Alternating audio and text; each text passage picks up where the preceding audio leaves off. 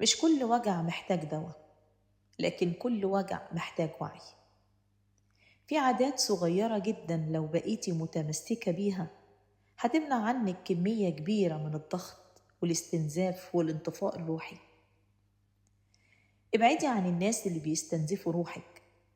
مش كل حد في حياتك لازم يفضل فيها. في ناس وجودهم لوحده كفيل يبوظ مزاجك، يسرق سلامك، ويشككك في نفسك. وأول خطوة للصحة النفسية هي إنك تعرفي مين لازم يخرج من دايرتك. بطلي تكتمي كل حاجة جواكي. اللي بيكتم كتير بيتعب كتير.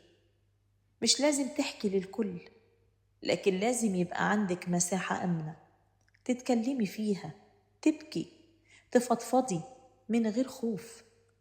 المشاعر اللي ما بتتقلش أحيانا بتتحول لألم. ما تربطيش قيمتك برأي الناس. أكتر حاجة بتتعب النفس إن الإنسان يفضل طول الوقت مستني قبول، رضا من الخارج.